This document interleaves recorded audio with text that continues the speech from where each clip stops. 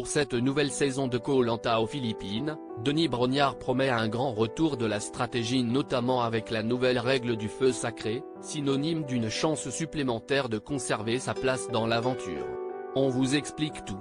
Le feu a toujours eu une forte symbolique dans le jeu de survie de TF1, il faut réussir à le faire, le conserver envers et contre tout, la météo capricieuse mais aussi les aléas du jeu, et on éteint le flambeau des candidats éliminés. L'expression avoir le feu sacré, dans l'imagerie populaire, c'est avoir la passion, la motivation extrême, mais c'est aussi, comme le rappelle Julien Magne, producteur du programme, une légende ancienne des Philippines dont on s'est inspiré pour inventer la nouvelle mécanique. On raconte que, dans les entrailles du volcan Mayon, que l'on aperçoit dans le générique, un dieu bienveillant avait caché son feu sacré rempli de pouvoir.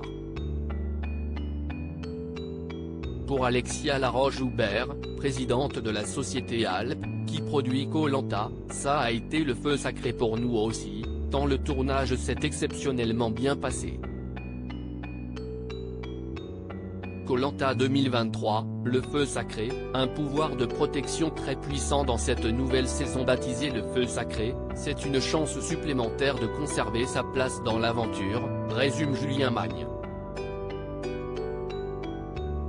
Le pouvoir du feu sacré est contenu dans un talisman sculpté en pierre de lave.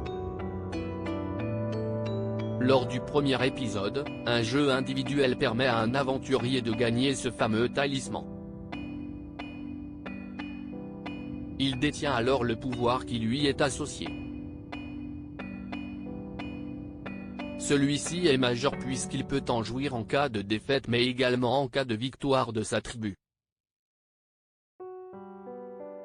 Si sa tribu perd le jeu d'immunité, il peut décider de se protéger d'une élimination ou de protéger l'un de ses coéquipiers.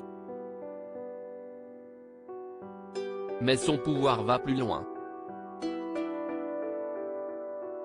Car si la tribu adverse va au conseil, le détenteur du talisman se rend sur l'autre camp pour échanger, prendre la température et, pourquoi pas, tenter d'interférer dans les stratégies.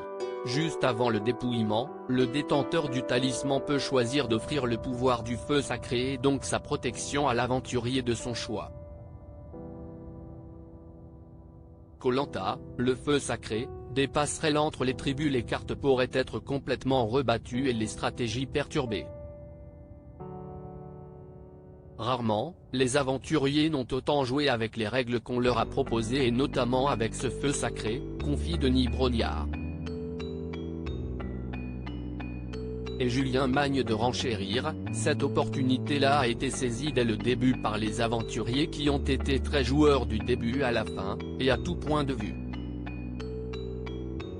Le feu sacré va donc permettre des passerelles entre les tribus, un peu comme dans le cross de W9 cette année, et devrait laisser son empreinte sur toute la saison. Le talisman sera remis en jeu à chaque épreuve de confort.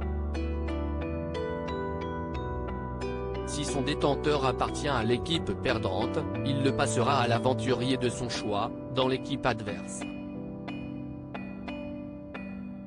Les décisions se prendront donc individuellement et pourraient avoir des répercussions notamment au début de l'aventure quand les candidats se connaissent peu et que les alliances risquent de ne pas être très solides. Le feu sacré aura une importance majeure jusqu'à la réunification puis on le retrouvera plus ponctuellement ensuite. À lire aussi Koh-Lanta 2023, date, candidats, nouveautés, lieu de tournage. Toutes les infos sur le feu sacré, la nouvelle saison du jeu de TF1.